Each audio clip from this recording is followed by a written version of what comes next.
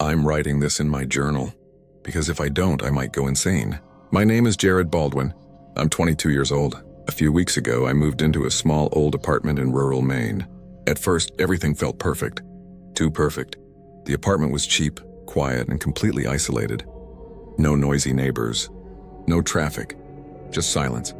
I unpacked all my boxes, arranged my furniture, and by the end of the day, the place actually felt like home. That night, I fell asleep in less than 5 minutes, which was strange, because I normally can't sleep in new places. But in that apartment, it felt like I belonged there. Like the apartment had been waiting for me. And if I had known what was hidden inside that place, I would have run away the first night. The next day, everything still felt normal. I spent the morning arranging the kitchen and cleaning the living room. But later that afternoon, I noticed something strange. The bathroom mirror. It was completely covered in black paint. Not just a small patch. The entire mirror was painted over so thick that not even a tiny reflection could be seen. It looked like someone had desperately tried to hide the mirror. And on the bathroom floor, there was a heavy sledgehammer lying on the tiles, like someone had picked it up, stood in front of the mirror, and then suddenly decided not to smash it. At the time, I didn't think much about it. In fact, I was more excited about the free sledgehammer. But now, looking back at that moment, I realized something terrifying. Whoever lived in that apartment before me was trying very hard not to see what was inside that mirror. For the next 2 weeks, nothing strange happened. I finished unpacking my boxes, arranged my furniture, and slowly started enjoying the quiet life in that small apartment in Maine. The place was old, a little rundown, and completely isolated. But strangely, I felt comfortable there, almost like the apartment wanted me to stay.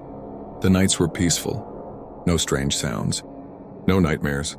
Then one night, something happened. At exactly 3:01 a.m., I suddenly woke up. My throat felt dry and my heart was beating faster than usual. I didn't know why, but I had the strong feeling that something in the apartment had changed. I slowly walked toward the bathroom. The hallway was dark and silent. When I pushed the bathroom door open, I froze, because even though the mirror was still covered in black paint, a faint silver glow was leaking through tiny cracks in the paint. And for a moment, I thought I heard something, very faint, like whispers coming from inside the mirror. I slowly stepped closer to the mirror.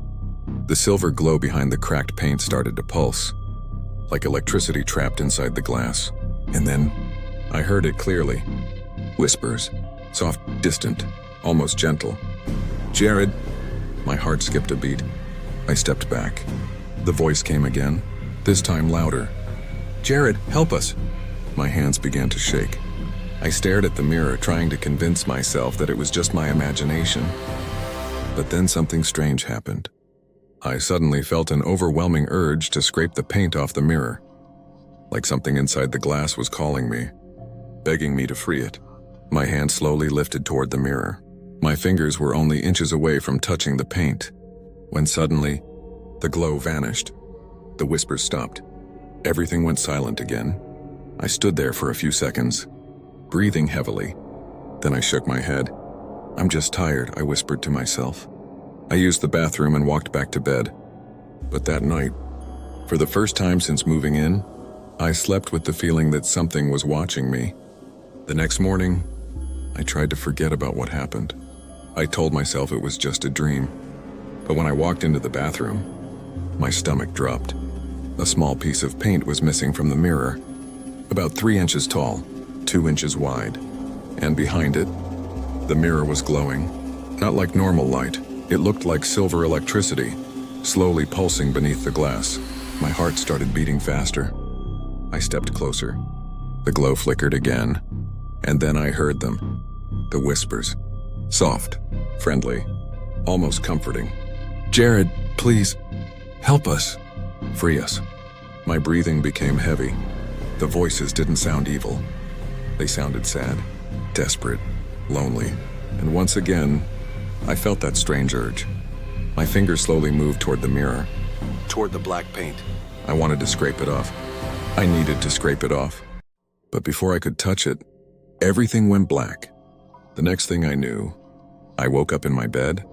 Morning sunlight filled the room, The clock read 7:43 a.m. I sat up slowly. Was it another dream? Or had I really been in the bathroom last night? The next few nights, nothing happened. No whispers, no glowing mirror, no strange dreams. I started to relax again. Maybe it was just a nightmare. Maybe my mind had been playing tricks on me. But one night, around 3 a.m., I woke up again. That same strange feeling filled my chest. Like something was calling me. Slowly, I got out of bed. My feet moved on their own.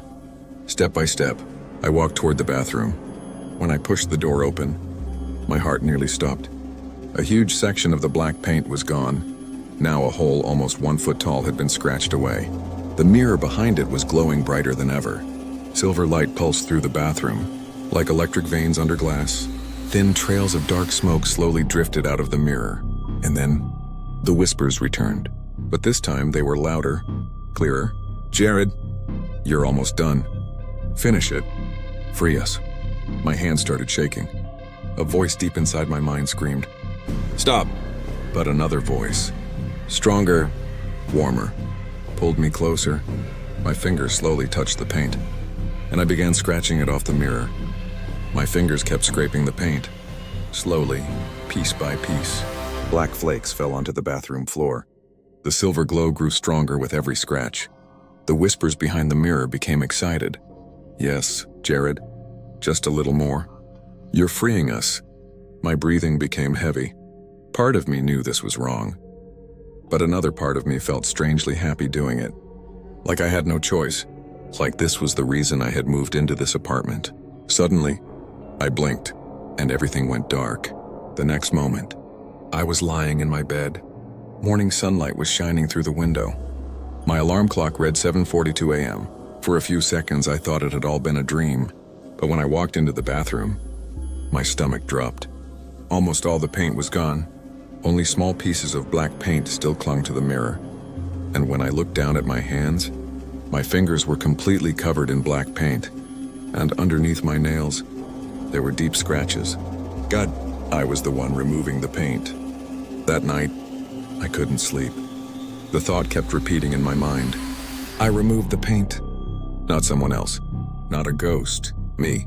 The whispers were controlling me. I had to stop it.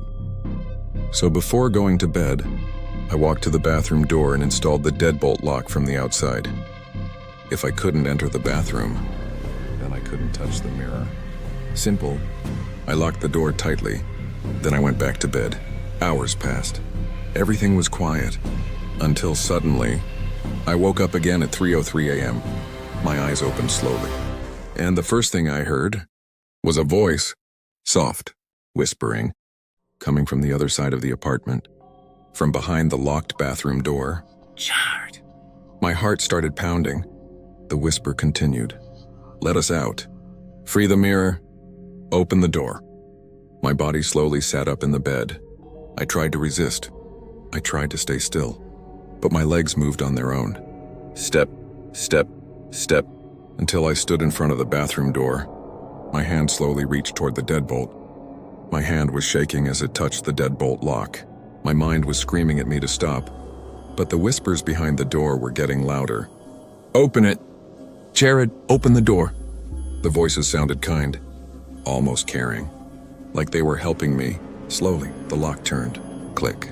The bathroom door creaked open. The moment the door opened, a cold silver light spilled into the hallway. It was brighter than ever before. The mirror was glowing violently. Smoke-like shadows curled out from the glass. And the voices, they were no longer whispering.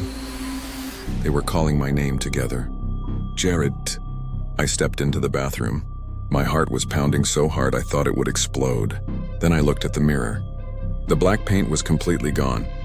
The mirror surface looked like liquid silver, moving, breathing.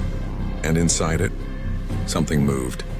A shape, a figure standing in the darkness behind the glass. Then suddenly, two glowing eyes opened, and a wide smile full of long, jagged teeth slowly appeared. The thing inside the mirror grinned at me and whispered, "Thank you for freeing me."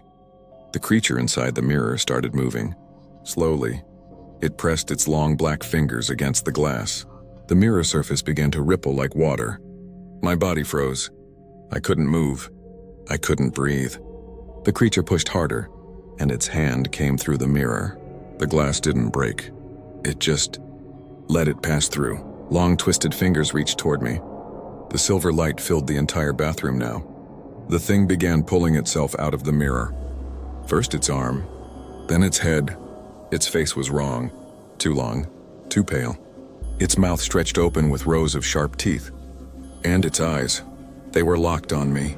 The creature whispered my name again. "Jared!" My survival instinct finally exploded. I turned and ran. I ran out of the bathroom, through the living room, and straight toward the front door. Behind me, I heard it laughing.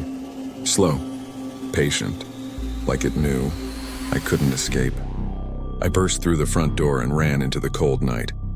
Barefoot, no phone, no keys, nothing. I didn't stop. I ran across the empty road and toward the nearest house I could see. Behind me, the front door of my apartment slowly creaked open. I didn't turn around. I couldn't. I kept running until I reached my neighbor's house and started banging on the door. "Please, open the door!" Lights turned on inside. The door opened just enough for an old man to look at me. My face must have looked completely insane. Something came out of my mirror," I said, trying to breathe. The man stared at me for a few seconds, then slowly opened the door wider. "Come inside," he said quietly. I stepped into the house and slammed the door shut. For the first time that night, I felt a little safe. But when I looked through the window toward my apartment, I saw a tall shadow standing in the doorway, watching me, waiting. I stayed at my neighbor's house until morning. I told him everything. About the mirror, about the voices, about the thing that came out of it. He didn't laugh. He didn't call me crazy. He just looked at me and said quietly, "Then you need to leave." And that's exactly what I did. I left Maine the very next day. No belongings, no furniture, nothing, just me. 2 months later, I moved into a small apartment in Southern California. I started working at a restaurant just to survive. Life slowly became normal again. No whispers, no glowing mirrors, no shadows. I finally believed it was over, until last night. Around 3 a.m., I woke up suddenly. The apartment was completely silent. Then, from the bathroom, I heard a soft whisper, a familiar voice. Sweet, gentle, calling my name. Jared. My heart froze, because I know that voice. It's the same voice, from the mirror.